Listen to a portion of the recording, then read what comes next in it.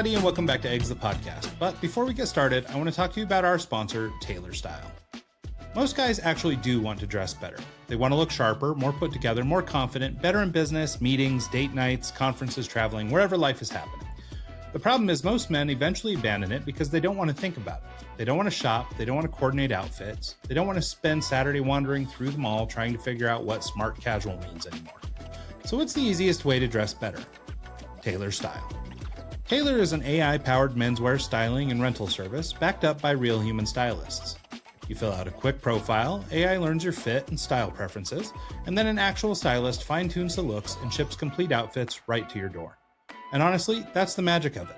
You still get to look like the guy who has his act together without spending the mental energy of getting there. I'm a subscriber right now, and every few weeks I get a box with hand-picked outfits chosen by a real stylist, refined by their AI, and the crazy part is they actually nail it most of the time. Stuff I would never go buy, but I end up wearing nonstop just because it works. You wear the clothes, send them back when you're done, and the next box shows up. Easy. No laundry, no shopping, no overthinking it. It's just one less thing pulling on your attention every week, and somehow you end up looking better for it. Go to tailor.style, that's TAELOR.style, and use promo code EGGS to take 25% off your first month.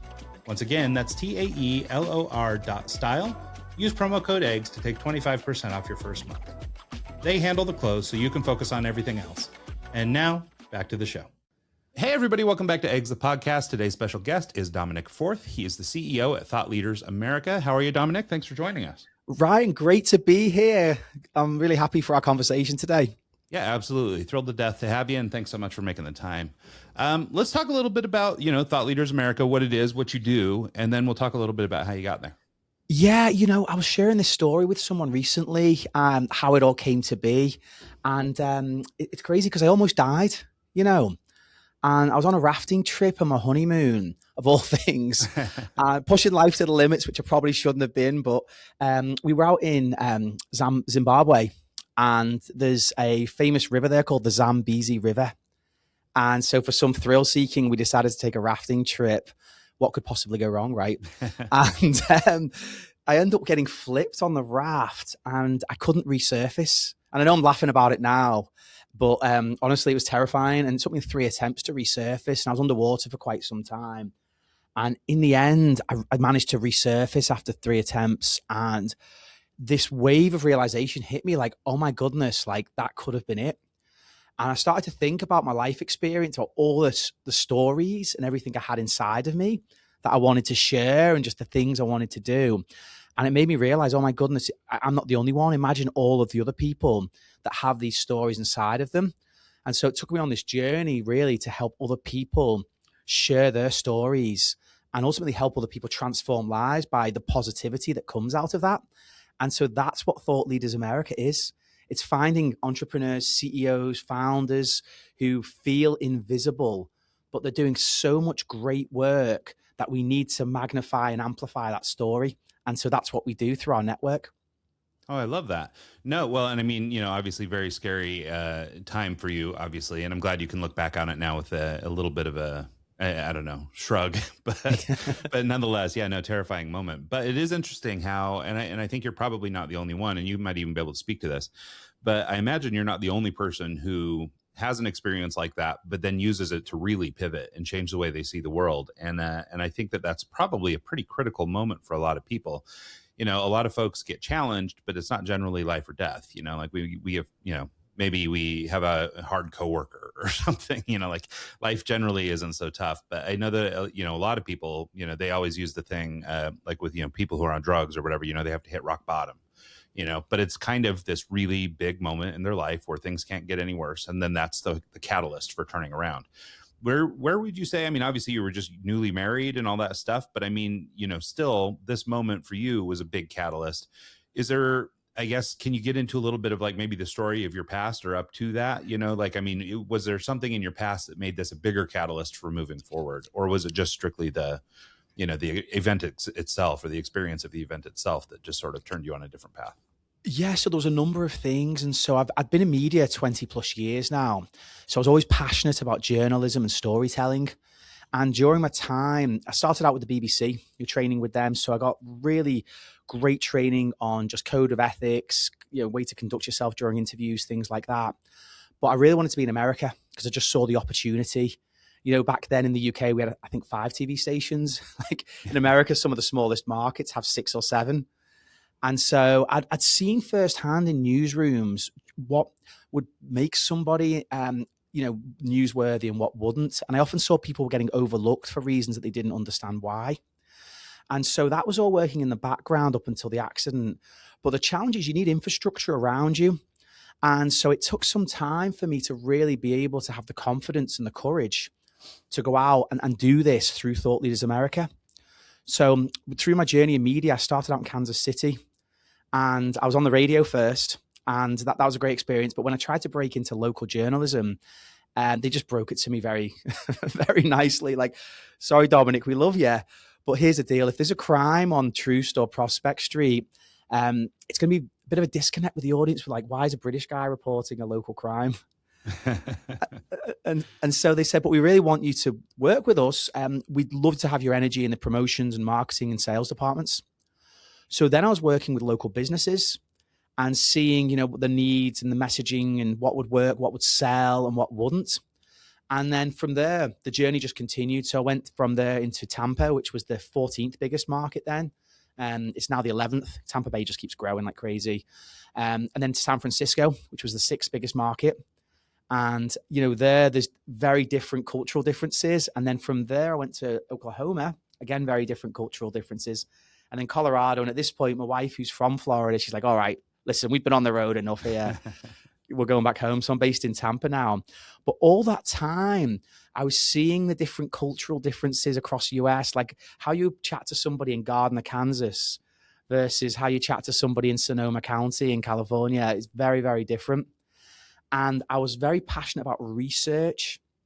So research was so important because we did focus groups for the TV stations. And those focus groups would very quickly identify so many nuances, Ryan, you wouldn't believe. For example, all the way down to the color of the host's tie with whether someone would change the channel or not. Oh, wow. Yeah. So I had a front row seat to these really powerful focus groups where I could basically tell within 30 seconds if a campaign for an advertiser was going to be effective or not. I could tell the newscast if it was going to be switched to a different channel or not. And so I had all this experience where I'm like, oh my goodness, I can help so many people. The reason why I had to break away from the corporate culture was because there's so much conflict and crime that gets overreported because it's so easy to report crime. The police literally give you the story every morning. And, it's a very easy format. But all this positive stuff wasn't being covered. So it's almost like I had the realization, but I had to get this extra experience in. And once I knew the time was right, COVID was a big disruptor for a lot of people. And there was so many people starting their own businesses and so many of the little guy that isn't being helped. I'm like, right, this is the time to act. And so that's what set us all up, really. Yeah, no, I love that. Well, and I also like the kind of the emphasis on the positivity part because like you say, I mean, as you're recounting the news stories and things like that, when you're like, okay, well, it might be weird for you to report a news story in Kansas City that's a crime or something. It's like, well, yeah, of course they're reporting the crimes, right? But they're never talking about these great inspirational stories and things like that. And I think it is such an interesting point. And I realize we're not here to talk about the news, but I mean, I think a lot of people are experiencing, sort of fatigue from the news because this 24-hour news cycle and, there's literally nothing positive on the news ever. It's every crisis. It's everything's terrible. I remember one time I was up at my dad's house and I was taking care of him and sort of near the end of his life. And he had Fox News on, and I'm not a Fox News watcher, but he couldn't hear very well. So he had it cranked up and it was really loud. And I sat in an opposite room or in another room just listening to this thing. And I could just hear it. And it just sounded like everything was on fire. It's like whether the story was, there's a puppy or a cat in a tree, or the story was, literal bombing or something. It's like there was no difference in the way that the people delivered that message. And so it's that sort of mania or that level of energy that gets thrown out on the news, and local news maybe isn't as bad, but it seems like we spend a lot of time dwelling in the negative. And, to your point, the people that you work with and this notion of taking people who feel invisible and making them unforgettable, the whole point is their story. It's the positive outcome here. And it's, and I think that that's a really beautiful thing. Yeah. Yeah. And it's such an easy psychological play, fear. Very easy to play on fear. And you see it's the old playbook, isn't it, of like how politicians pull different levers. Like, don't focus on what I'm not doing well. Let's just point the finger at certain groups and deflect. And, it's difficult to break through with positive news and storylines. But you find that when you start to share that message, it almost compounds and it grows, and people come out to support the mission. And it's been phenomenal. We've helped all sorts of causes over the last 2 years. Everything from homelessness to helping children improve mathematics scores. During COVID, when there was a hospice nurse shortage, promoting causes to recruit nurses to help people, in the final hours, just such an important time frame. And that's been the best thing about Thought Leaders America. It's finding these people that do want to make a difference and finding those people that have it within them. But the biggest question I get asked, Ryan, is how do I get started? And then what story should I tell? Because that's what people want, to make a difference. But there's so many people have the almost imposter syndrome. Like, oh, well, I just wouldn't be interested, interesting. Yeah. So how do you help those people step forward? No, it's true. And it's a really good point. I actually do some, I do some podcast consulting on the side. And one of my clients is a guy who's had several severe accidents. So, he was hit by a truck, like a semi truck, and, survived that. And then later had some other problems and things like that. Like, this had a really hard go. But when he was young, he was like super athlete and all this stuff, right? So he built this whole career around his body and his fitness, and then basically had it all taken away through these accidents. And, and he's still working to recover. So we've been talking about trying to build a show for him. And, it's interesting to talk to you about some of these ideas, because it's kind of what we had landed on for him, which is, well, why don't you talk to people who share your story? And in his case, he wants to talk to athletes. So in his case, he'll be talking to athletes, but there's no shortage of athletes who, blew an Achilles or whatever, got to the top and then, something happened or whatever. There's, a lot of these stories in sports. And, but same, I guess, general notion, which is how do we, take events in our lives that, for some might be the end of them. In the case of your story, you literally could have just drowned that day and it would have been done for.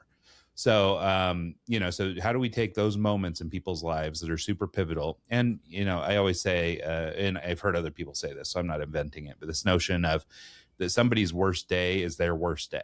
Right. So regardless of whatever's happening to them, maybe they just stubbed their toe and it's the first time they've ever stubbed their toe, so it's like, that becomes their worst day. So it's like, so you need to be respectful of people's story, because it's not like the spectrum. You've got this wild life or death story, but it doesn't mean that an athlete that tore a tendon is any less, important. You know what I mean? And so, so I think it's really valuable to try and share these stories. But to your point, yeah, how do you start to identify who you are? And I think a lot of people too are kind of, I don't know, maybe is it humility? I don't know what it is, but it's really hard to talk about ourselves that way. And, or at least for me it is. And so I think, maybe that's something you've got sort of a process for yoking out of people. Well, yeah, Ryan, and you make a great point about podcasting, because you have to start telling your story to get the feedback from other people of what's interesting and what's not interesting.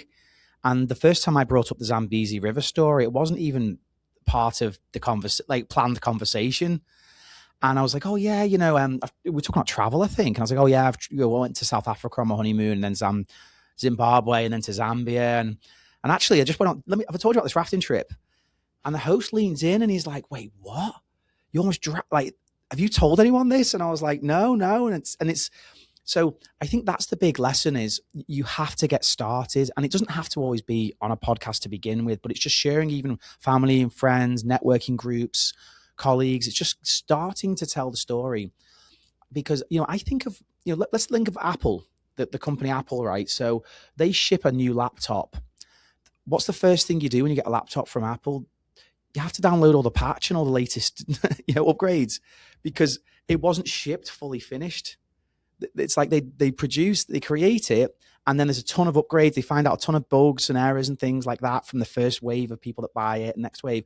And storytelling is the same. So people try and ship the finished product and think, well, I'll speak when I'm ready because I've got to finish the story. But if you don't get that feedback, then you'll never get to the finished story. And so once, I share that with people, like, oh my goodness, I can just start telling my story and it can be rough around the edges, knowing that the conversations is what's going to shape ultimately the impact that it generates. Yeah, well, and you can probably relate to this too, but like, I know, like, just by virtue of doing the show, I mean, we've been doing this podcast for 9 years, and I'm in the middle of a book that I'm writing right now. And what I'm starting to discover, because I'm using interviews from, past interviews from the podcast and things like that in this book, and I'm starting to assemble all these things, but what we're pulling out of it are all the things that I say all the time. That I haven't really thought about, to your point, like, I mean, maybe not everybody's going to be on a podcast or whatever, but just by virtue of telling stories or being on a podcast. And luckily, I've been in a situation where I've been talking out loud for a long time. I'm starting to identify the little nuggets, or like starting to recognize my philosophy about different things because I use the same metaphor for this or that, or I use the same story to describe this point or that point. And so over time, I've actually built this, like, I don't know, kind of life of all these things that really define my personality that if I was just asked to sit down and, hey, Ryan, what do you think of this? Like, if I had to just sit down and do that, I don't know if I could. But looking back at this whole, 9-year, history, because I basically built a tool that allows me to go back and look at all these shows, I'm really starting to identify the things that are my story, and I don't really have a life or death moment like what you've experienced. But nonetheless, I think the point's the same, which is just by telling your story over and over again, you start to realize the pieces that are your story and how they're applicable to real life and how they might help other people. Yeah. Yeah. And so to give you an example of that, so with the Zambezi River, when I was underwater the first time, I've been thrown off a raft before and I'm like, oh, I'll just resurface. But what was different this time was I was underneath the raft. But that had also happened before, so I was quite calm. And I had a host ask me, he says, well, so what happened? Like, how did you deal with all this? And so the conversation made me break down what happened next because I'd never just really thought about it. I was just kind of instinctively fighting to get out the water. And so I went to resurface the second time because I was just letting the current take me. And I thought, well, I'll just float away from the raft, but I was floating under the raft. And then when I hit the second time, it was this really strange sense of clarity. It wasn't panic. You'd expect panic to kick in at that point. But I was just immediately like, I've got to swim in the opposite direction. Like I just knew exactly what I had to do. And I had to fight like hell, basically. And so the third time, it was all about the courage and just fighting as hard as I could. And it's so loud. That's the other thing. It was so loud underwater with the roaring of the water and everything. And I got to the very edge of the raft, so still wasn't clear. And I basically managed to kind of break free from it and resurfaced. And then it was so different because it was silent compared to how loud it had been underwater. And that was the moment when I was like, oh my goodness, that was really close. I'm not done yet, though. I'm not done yet. And the funny part is then another story. I had to then find a way to get to the edge. So that was getting free from the raft. I still had to get to the water banks before I hit the rapids. But it was the podcast conversation that made me think, what actually happened? And so I've ended up creating a leadership framework from those 3 steps. Because when you think about the number 3, it appears throughout history, it appears in the Bible even, the Holy Trinity. You've got the past, the present, the future. You've got the 3 kings. I mean, 3 is a very symbolic number. And guess who pointed that out to me? It was on a podcast, another conversation. Someone said, that's really unusual. So it was 3. Yeah. The importance of that number. And so I realized there's 3 things that we can all apply. This is actually something that people listening can apply. If you're in a really stressful or really challenging situation, first, you have to self-regulate. You have to be calm. So how do you self-regulate? Well, breathing exercises are one of the best ways to self-regulate. And so I went down this whole path of researching ancient Indian breathing techniques. And there's one in particular where you literally just breathe through one nostril for 6 seconds. You hold it for about 6 seconds, and then you blow out the other nostril for 8 seconds. there's multiple variations on the time. Some people say 4, 6, 8. I just find 6, 6, 8 works best for me. I've tried different approaches, but if you do that 3 or 4 times, it will calm your whole system down. It's amazing. And the nice thing is when you're calm, then you can think clearly with clarity, because that's when the best decisions are made. The worst decisions are made, isn't, when you're emotional, the hairs are on the back of your neck and you're like, all right, the fists are clenched. Like, you don't want to be doing that in a boardroom. You don't want to be doing that in a business environment. And so this framework is calm, clarity. So to get the breathing exercise to get to clarity. And then once you've got clarity on what to do, you still need courage to take action, because knowing what to do is one thing, but actually doing it and having the courage is the next step. And I know it's easy to say, well, you just got to have clarity. Well, how do you have clarity? And so breaking that down, you've just really got to start with heart and think, well, what is the outcome I want? What do I want for this conversation? I don't just want to win the tit for tat. If it's something happening like he said, she said, it's like, I want this to be a productive conversation. And even saying that, like, hey, I really want us to achieve X goal together. I know we've got some disagreements about X and Y, but let's talk through them to get to X goal. Just setting that clarification very quickly in a conversation. The other thing for larger companies is research.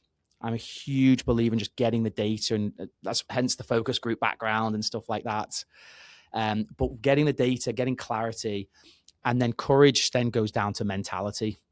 You've just got to have and you've got to have the people around you who can push you to do it.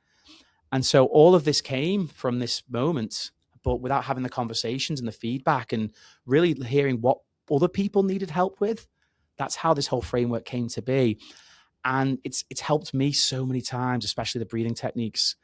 I have a vendor where I was stressing out about a deadline we were going to miss.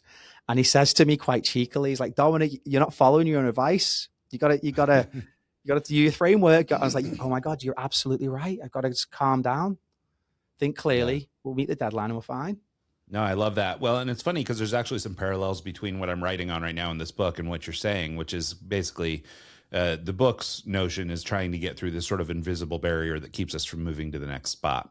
And I don't really talk about the self-regulation component of it so much, but the clarity part is a huge component, actually being able to visualize what it is that you want next. And then, the courage part or the willingness to take the step and move through it. Right. And so I think that those two things not only were they instinctual, so like you arrived at these things, obviously in a moment of panic not panic, but in a moment of stress. And, but they came to you totally instinctually, like you didn't have to be told that these were the things. And so I think that plus, we've done, copious amounts of research on this stuff. And I think it, pretty well yields out to be true that these are the things that we should be doing. And so I think it's really interesting how you would land on them just sort of, without even being told to, you know what I mean? Like, so this, the stuff that I'm landing on right now is, 40 years of thinking about it. But in your case, and obviously you've done a lot of thinking as well, but you, basically were shown the cards really early. You had the opportunity, well, call it an opportunity now in retrospect, maybe, but, for somebody to kind of, reveal to you that these are the things that you need. And this, will eventually make itself into a great little framework for almost any, challenging situation that you've got to deal with. Yeah. And the courage piece, especially has been in entrepreneurship, I think is so important. I was reading a quote recently about velocity, and just how fast you can move as an entrepreneur. But that often takes courage as well, because often, you're juggling. There might be late payments coming in from a contractor.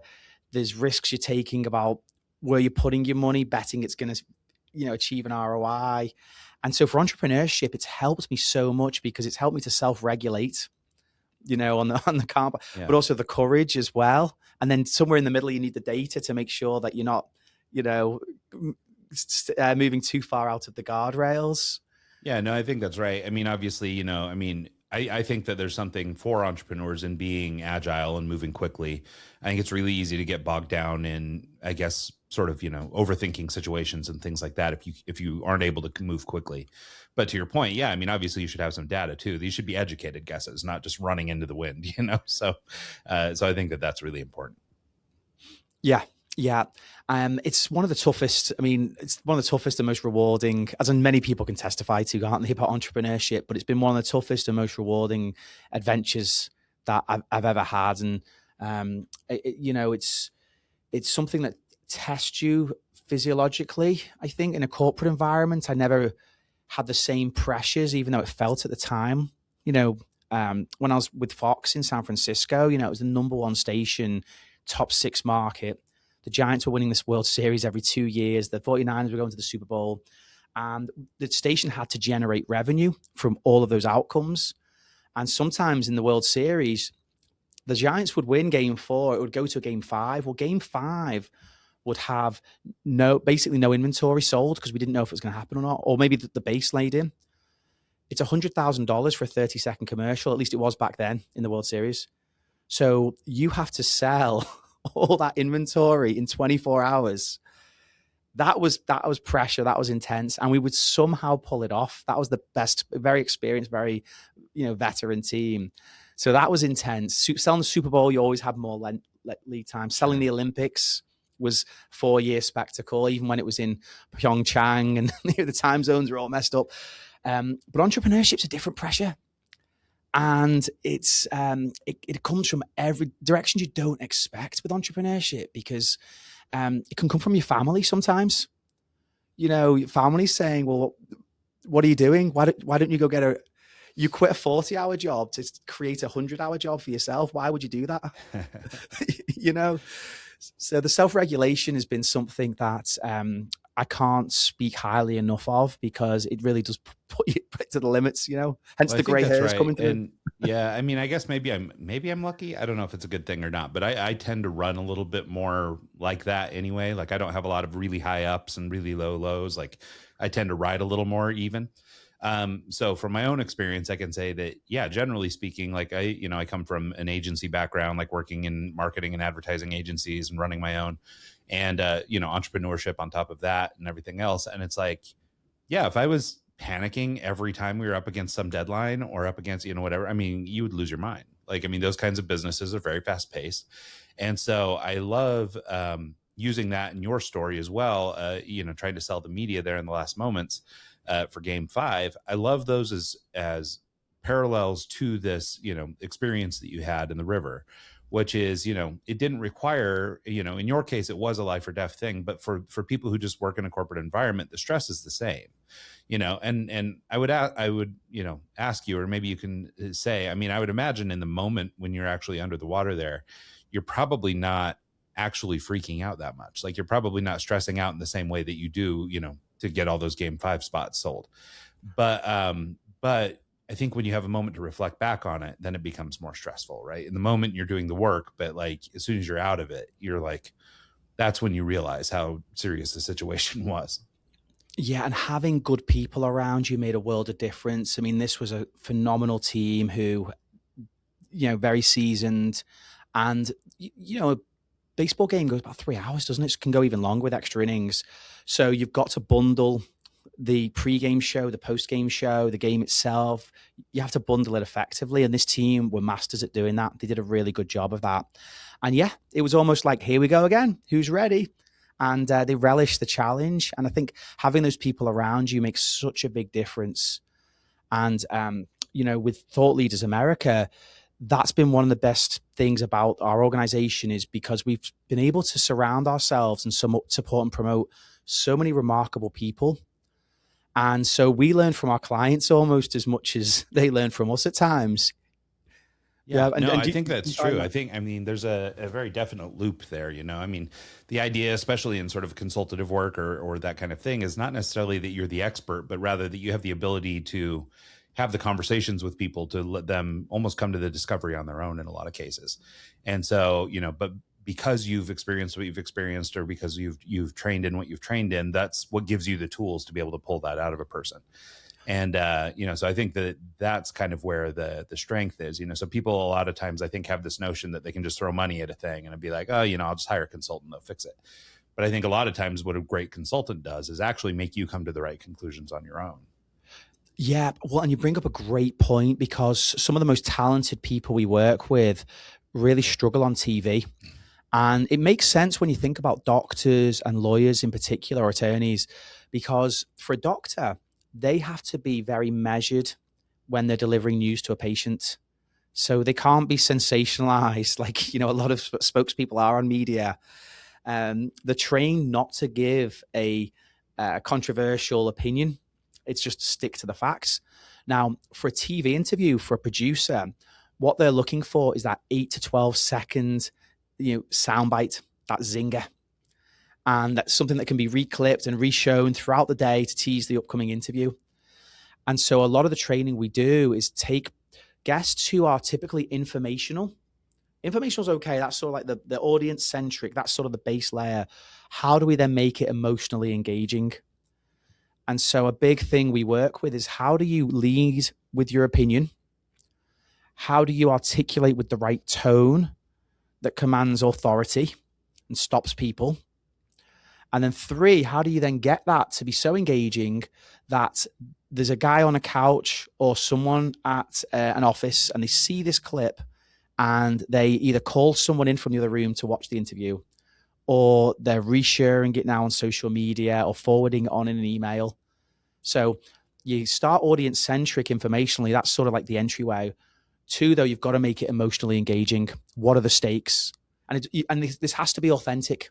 This all has to be in an authentic capacity, because if it's not authentic, people are going to change the channel.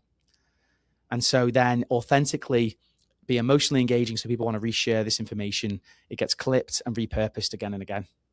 Yeah, no, I love that. And I like the little note on authenticity. Obviously that's a topic that comes up a lot. How do you, I guess, help somebody with this? I think a lot of times, and this may be me being nice to people, because I think there's plenty of times that they're just, out there trying to sell some story or sell some idea, and it just comes off kind of yucky. But I think there's plenty of people who mean to tell their story in a way that's authentic, but then they maybe get spun around the axle talking about it in a way that makes it seem sensational, or, so they lose kind of that hint of authenticity.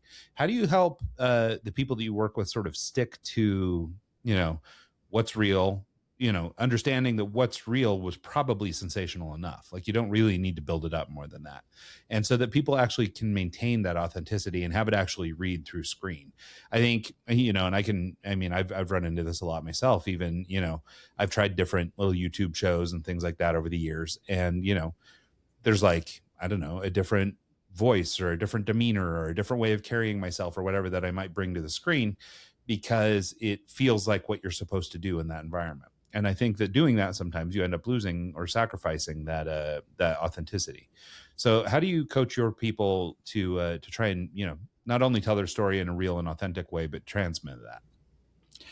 Yeah. And with AI, especially, I think trust has been, under attack. And so, it's funny because I feel like attention is almost cheap these days. You can buy attention pennies on the dollar, with a certain ad placement, but trust is priceless.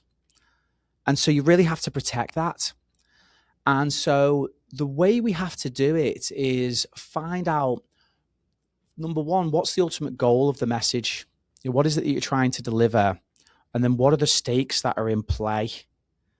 And so when you look at the stakes, it could be anything from, like, we've just did a story on the hantavirus, for example, coming aboard.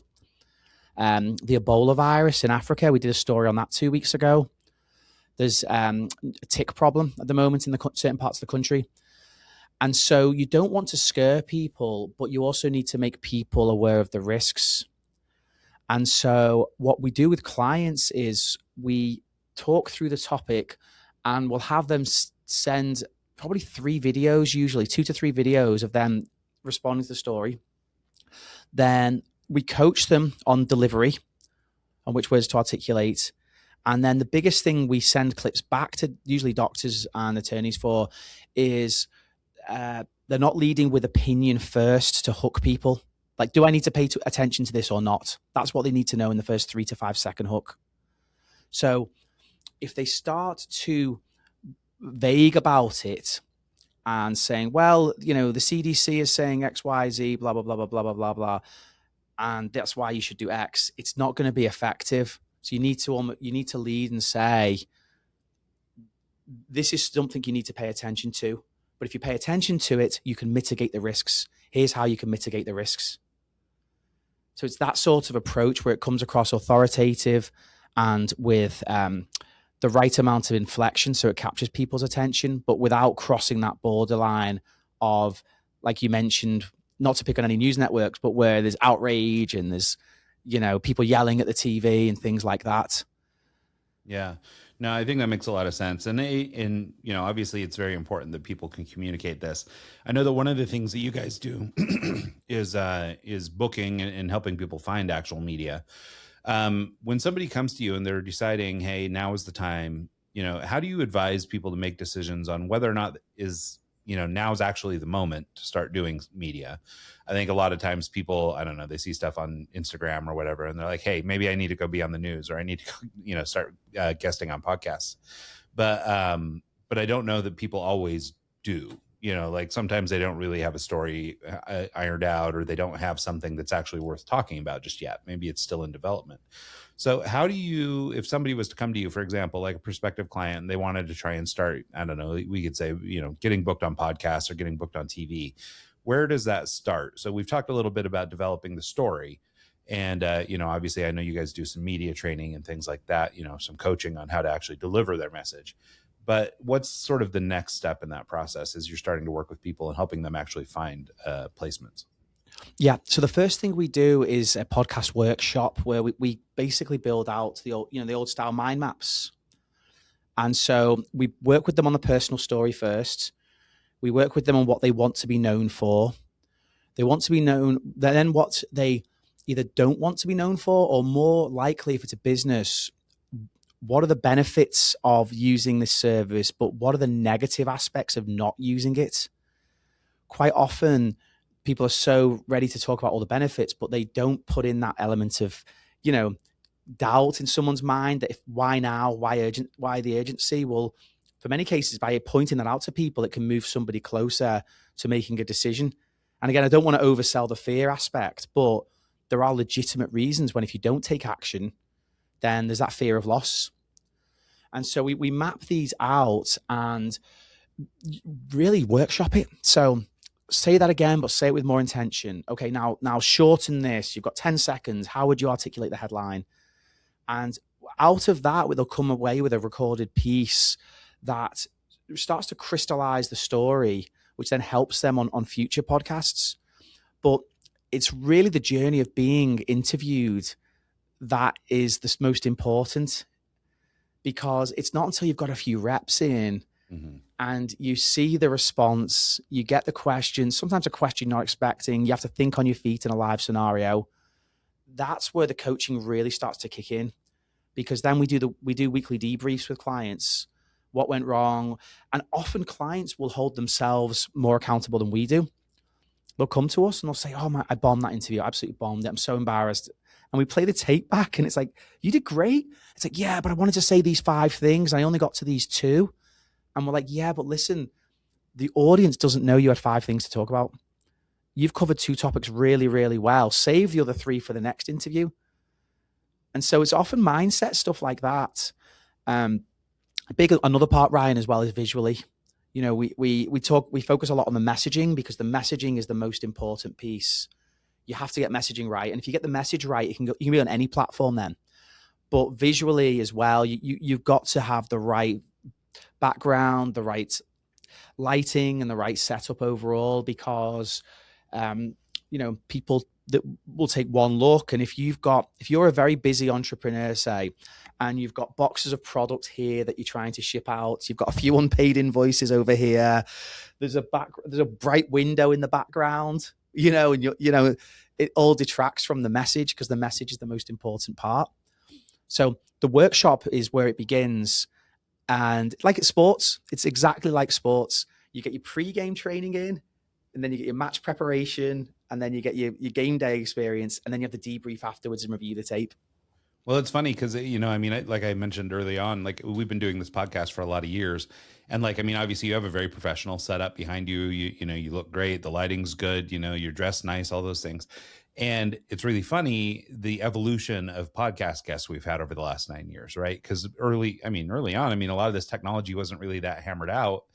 And, so people were calling in from, like you're saying, rooms where they're, lit from the window behind them, or, they've stuck themselves in some closet or something so that they can get a quiet space. And, it's really interesting how it's evolved. Like people, a lot of the guests that we have a much more professional setting now, and they are kind of set up or have tooled themselves to be able to do media from their homes or from wherever they, or someplace in the office maybe, or wherever they may be. And so it is interesting how things have been evolving. And I think it makes a lot of sense that, to help people understand those things, or I guess I can just sort of attest to what you're saying, which is you might have a really great message, but if I'm being blinded by your backlit window the entire time, it doesn't necessarily take away from your message, but I might be less able to hear it because I'm distracted by the things that are going on screen. And it's actually one of the dangers, I think, of when video started to become really prevalent, because maybe the first 100 episodes or more of our podcast weren't video, they're just audio only back then. And so it wasn't until we started doing video, but even today we still have people ask, are we doing video? Are we doing this? Because it's like, if they don't know, and then they show up in their pajamas or something, then all of a sudden they look ridiculous, and it's taking away from their approach or their what they're trying to communicate. Yeah. And we always recommend real backgrounds versus virtual backgrounds. I know it's tempting to have a virtual background, but we've done focus groups where people look at it and say, well, if that's fake, honestly, this is how cynical people are. If that's fake, what else is fake? Yeah. You'd be amazed. We worked with a law firm where they had all these different partners across the country. And at the headline, the hero section of the website, all the partners are photoshopped in. And within 8 seconds, this lady looked at it and said, that's fake. Yeah. I'm like, yeah, but that doesn't matter. I mean, these are very skilled attorneys. Look at these great case studies. Yeah, but if that's fake, then what else is fake? I just can't trust them. No, it's true. Well, and you brought up earlier, you mentioned AI, and, obviously we talk about AI a lot in this show nowadays because there's so much of it, going around in the news and everything else. But like, it seems clear to me that what's going to win out, and maybe I'll be proven wrong, but I think what will bear out is that AI is going to have a place. It's obviously going to be huge in and around media and advertising and things like that. But I think it's going to get to a spot where these kinds of conversations, authentic, real conversations with real humans, are still going to be kind of tip of the spear. It doesn't mean that we won't use tools like AI to, synthesize our conversation and do something interesting with it. I'm doing that for my book right now. But it doesn't cheapen the in-person conversation. And I'm not asking Claude or ChatGPT or whatever to help write my book for me, right? At the end of the day, I don't think people want to read a book that was written by AI. Like, it just doesn't mean anything. It doesn't have this, it doesn't have the same kind of value that something that a human has put together has got. And so I think, even though I think the cynical view is that AI is replacing all of us and that it's going to come take everything from us and all that stuff, I actually think that the human bit of life and the relationships that we have with one another and those kinds of things will become maybe even more important in the future, just because of the noise that's going to be generated by AI. Yeah, so I agree with you so much, because we're making a big bet that the way AI is going is it's going to dramatically help productivity.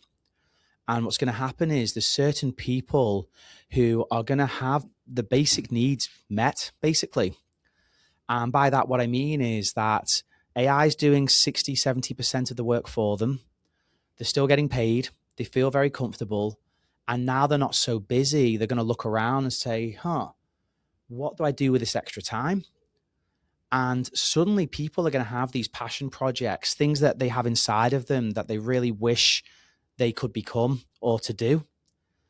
And so that's what we're betting on, is that these people, whether it's thought leaders, whether it's other creative projects around music or something else, that there's going to be a huge demand for human-generated art and creativity.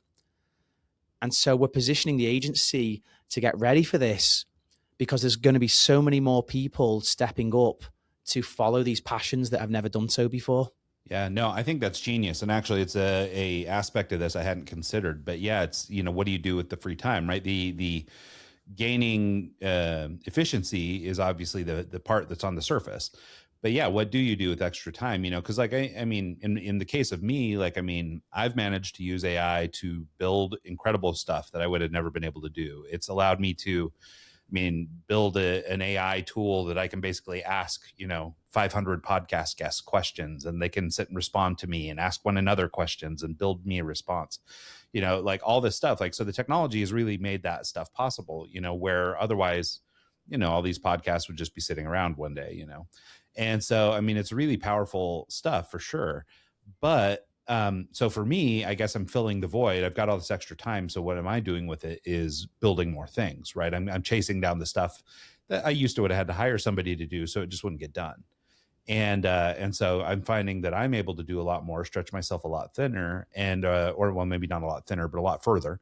And I think that's kind of the point you're making, which is that, not everybody's going to say, okay, well, I don't know, if you work someplace, let's say you've got sort of a regular white collar job or something, and now you can use AI to speed up your data synthesis or whatever it is you're doing.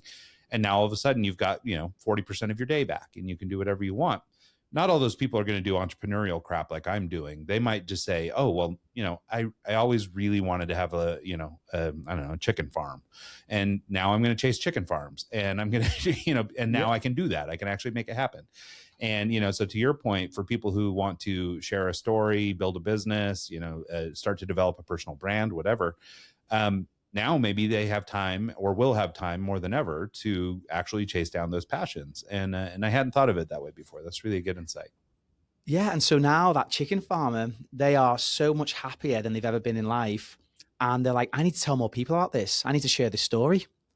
And so now they're spreading the word about this. And now suddenly they're a thought leader and experts in how side hustles in chicken farming, or, or just how to quit your 9 to 5. And so, yeah, it's going to create so much opportunity. And it's also, what's going to be fascinating is there are problems out there that exist that humans haven't seen yet. And so AI, and we've seen examples of this, AI is finding problems that humans aren't detecting, solving those problems, and then spitting out the result. And for people I've spoken to about this, they're just amazed because it's moving at such a pace where it's this chain reaction that's happening. And so I'm a big believer in the upside. I know it's kind of been pitched sometimes like the negative but I'm a big believer in the positivity of what AI can do for all of us, really. Well, I don't think it's all that different than what we were talking about earlier in the show about just sort of the type of stuff that leads the media, right? There's this really negative world out there where we talk about negative stuff all the time. And sorry, I don't know why my voice is dying so bad today. So, but there's this, this drive or this, whatever it is, whether it's just sort of human nature or whatever. And it's probably more the point that you made, that the police just give you the stories. So it's easier to run a bad listen to the radio. Story. Yeah. Like maybe that's all it is. Maybe there's no human intention here at all. But nonetheless, I think we have a proclivity to go dark on things. And I think, I imagine there was a cycle kind of pre-internet. I was a little young for that, but maybe pre-internet, where people were saying terrible things about, oh, if we get all internet connected and, government surveillance and blah, blah, blah. And now you're hearing all that same story now through AI. And it's not that it isn't true. It's just, maybe there's some downside, but there's also a lot of upside. And I don't think enough people are talking about the upside. I think there's a lot of fear mongering going on. I think you're hearing stories in the news about, companies laying off because of AI and things like that. I suspect there's actually more going on. I don't think AI is really at a spot where I'm laying off huge numbers just yet. But whatever, you hear it in the news, and these big tech companies are laying off thousands and things like that.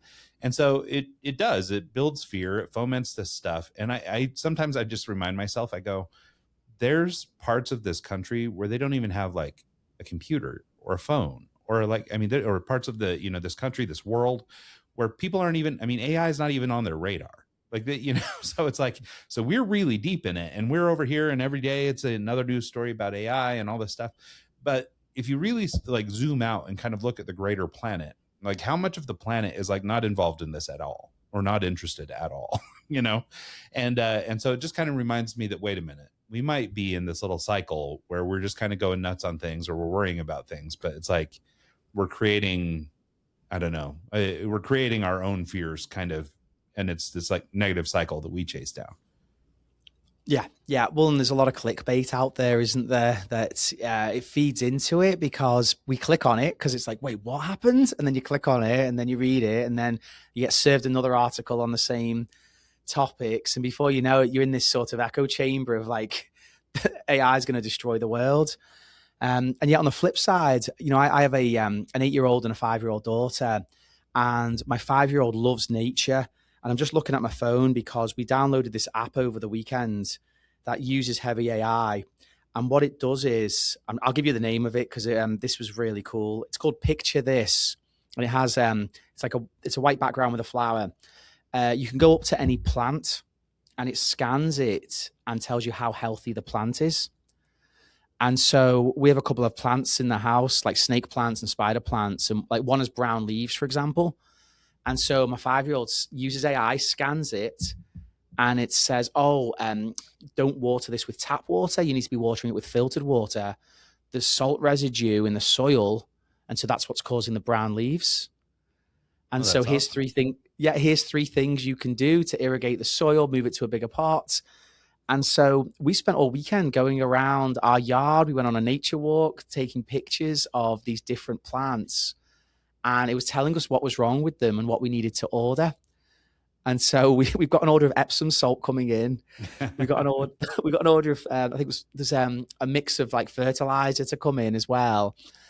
And so like there's that positive element. And then another really cool activity, if anyone has young kids that's watching this, is my daughter created these 2 characters called Chubs and Cheese Stick. And, she's 5. They're pretty crude drawings. But I put them into a program called Nim Video. So nim.video, static images. And I asked it to animate the characters. And so it brought to life her characters. And then she drew like 10 different pictures of them getting ready for school, going to class, riding the bikes. And I made a short sequence of each, about 6 to 8 second clips of each one. We made a little short video. And so I know I'm going like completely on the other end of the spectrum of AI, but it's brought so much happiness between us this past weekend, just with 2 very simple applications. And so there's the possibility of bringing people together more, creating new products and creative experiences and immersive experiences that we haven't had before as well. Yeah, no, I love that. And I think that those are really good examples. I mean, I think I always use this example, and so sorry to everybody who's heard it before, but, I have this vision in my head of just like what I kind of picture as being like this post-apocalyptic, Tokyo, whatever, every piece of glass, everything is a video screen, and there's just ads everywhere, just AI generated, whatever, just slop everywhere. And then across the street, under a street light, is a little ramen stand with just some little old dude making ramen. And it's like, and the most attractive thing in that enormous view is this one thing that's some dude doing something that he enjoys, for people. And I think that that's kind of what the outcome I expect to be from AI and things like that will be something more like that, which is, I mean, and your example is a perfect, proof point of that, which is, the AI is great. It's a tool. You can do some really cool stuff with it, but you were able to use that in a way that brought you closer to, people, but your family in particular, but closer to people. And I think that we will find that once everything's sort of automated, once everything gets easier, once all those things are, the stuff that we used to spend a lot of time just spinning on is done, we'll have more time for each other and more time for people. I think social platforms, things like that, will probably get to a point where they're just so noisy, and there's just like, I don't know. I mean, short of following the people you really care about, like, I just don't know how much value there really is in some of those platforms anymore. So outside of just getting that little dopamine hit, I guess, to keep flipping, I think unless you really curate your experience, I think most people are just getting served a lot of junk. And I think that just becomes worse with AI. And so I really do see it more, like, again, using your example as evidence, I feel like it really is actually going to drive us closer together than further apart. Yeah, especially if we use the extra time it creates effectively. And we both brought up good examples. I mean, your example of how it's helping you create more and build more, that in itself is so valuable, because I think of like being a kid sometimes watching TV for hours. And I used to tell my 8-year-old, I said, if you watch TV, your head will turn into a TV. And she thought I meant like it'll physically turn into a box. So for years I was worried about the box. But what I meant was, if you're constantly just a receiver of information, you just stop thinking for yourself. You're a consumer. Mm-hmm. And there's no real satisfaction in that. You're being told what to think and, what an experience means. And so for my kids especially, I'm really trying to teach them about creating, being a creator, because there's so much value you can bring. And that could be creating music. It could be creating a speech. It could be creating t-shirt designs, a lemonade stand. But creating something so important, because then you're providing value for other people. And that value then creates connection. And then connection builds community. Yeah. And once you build community, then that's where things get really fun and really heartwarming in a way, if it's a positive community that you can build. Yeah, well, and I think most people that work hard for a living or work hard for whatever take a little satisfaction in that hard work. So I don't think most of us are actually looking for a world where, we're sitting around doing nothing. I don't think that's what people are actually aspiring to. I think they'll go and they'll do hard things on their own, whatever that is. And those will be the things, to your point, that, yes, you could just spoon feed me thoughts all day and I could just run with those ideas. Or me offering something that came from me and it's the way I think and I want you to think the same way, that gives you like more value in the thing that you're doing, right? It makes you feel better about the thing that you're doing. And there is something to feeling better. We chase the stuff that feels good. And that's why people are in social media traps and stuff like that. It's because they get their little dopamine hits and things. But I think that there's a real opportunity for people to start to step away from that and start to find purpose and joy and that in the other, in the other aspects of life. And it's the one concern I do have with AI is young people and getting to a spot where they basically offload all their thinking. And I'm grateful for, like my age, like I'm 46 and I feel like I'm just kind of at the spot where like, I'm just old enough that if I wanted to be online, I had to learn how to build, HTML, and I had to learn how to make stuff online. So I have an understanding of how the software works, and I've been here basically through this development cycle. So I have the foundational knowledge of life without it, and then also, how to work with it and how it evolved and how we got to where we are today. Where if you were just born in the last 10 years or whatever, like my youngest boy is 15, like it's kind of really always been this way for them. Maybe not AI and everything, but I mean, like, technology has kind of always been there for them. I look at the difference. My older son is 5 years older than him. And so those are I just have the two boys, but my 20-year-old or going on 20-year-old is the way they handle life, the way they handle stress, the way they interact with their friends, all that stuff is very different. And it just had to do with, there was a period of life before my older son ever had an iPhone or ever had had YouTube to sit and watch. And then there's a version that my 15-year-old was born into YouTube and born into that era when all that stuff already existed. And I can really see a difference between those kids. And, luckily, not to pat me and my wife on our own backs too much, but I think we've done an okay job in making sure that they have good foundational knowledge. We travel, we try to see things, we explore, we, eat good food, we do all the things, try and give people, good life experience. But every now and then I'll catch, especially my younger son, will go into these little cycles where he just starts saying things to us that he thinks are funny, but like we don't get it because we have none of the context, right? But it's exactly that process you're talking about where they're just kind of in TikTok or whatever, and that becomes what they think. And so they regurgitate these things because they're trying to share their experience with you, but it's not really their experience. It's something they saw somewhere, And so it is a scary time. And I worry for kids that are sort of born in this generation where it's full blast AI, where, I don't know, you don't have to really study to write a paper anymore, and you don't really have to do any of this stuff. And, we could go forever on that. I mean, obviously, I think if you don't have foundational knowledge, AI is not going to be that easy of tool to use in some cases. But nonetheless, people will. And, it's just, I think it's going to change education and it's going to change everything. So it's going to be a very different thing. But I still think, despite all that the outcomes will actually be better than I think we're seeing in the news now. Yeah, well, and you do bring up a big risk of AI, and that's where we saw this happen with Walmart and then later Amazon, where they came in and, they were creating jobs, but it wasn't really regulated. and you look what happened to Main Street in a lot of cities in the US, these big box retailers came in. Then you had it happen to journalism, where Facebook, Meta, came in, and it wasn't really regulated. Now there's a lot of news sources that have to rely on traffic from Facebook. So they're controlling, and SEO with Google as well, pay for play to get listed. That came in, that kind of really hurt local businesses as well.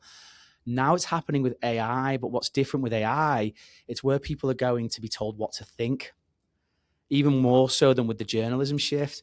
And if it's not regulated the right way, there's a huge risk there, because if everyone's getting the source of information from the same AI platform or one or two of them, and I'm talking students at high schools, students at universities, employees at organizations, civic leaders, community leaders, if everyone's going to the same place being told what to think by this platform that's aggregating all this information, that in itself is a big risk. So that's one of the biggest challenges I see coming forward with AI, is how do we keep that diverse source of knowledge and curiosity around us? But as you say, it's a big topic to cover today.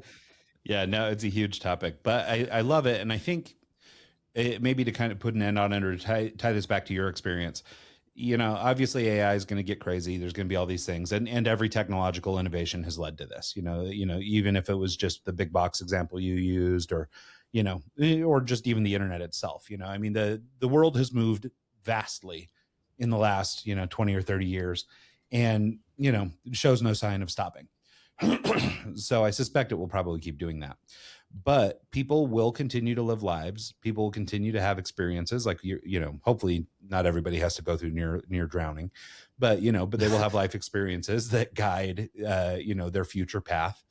They, by virtue of being human, will have human drive and human interests and human things like that. And, we might get into a world, and it's funny because I wrote about this years and years ago, about technological saturation, and how we were at the point where even pressing a button on our phone, it's not even a button anymore. It's a picture of a button. And, but people were looking for craft beer and beard oil and all this kind of weird crafty stuff, going to real barbers instead of going to the dollar cuts or whatever, like there was sort of this movement of things. And I think what it was a reaction to technology, and it's, hey, we want to go out and we want to start feeling tangible things again.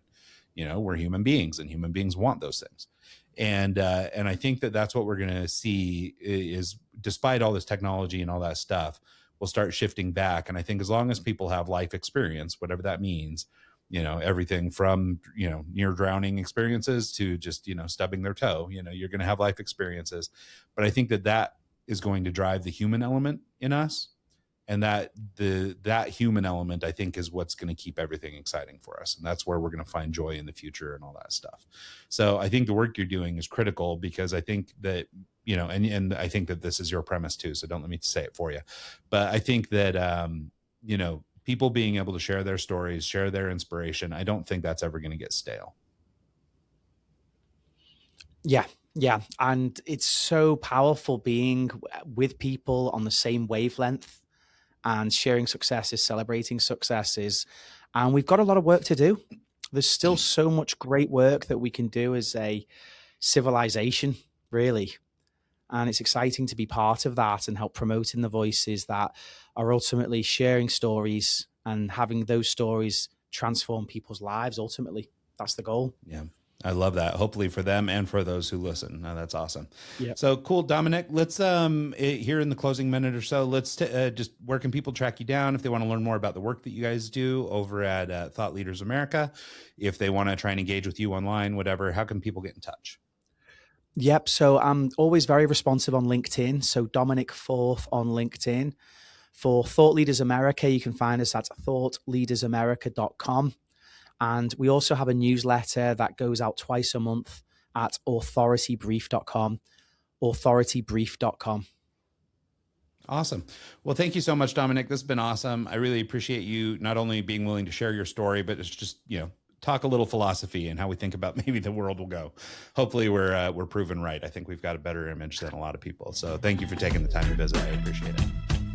Yeah, it's great, Ryan. Really enjoyed it. Great chatting with you, as always. Thanks so much to everybody who tunes in the podcast this week and every week. And we'll see you guys next time.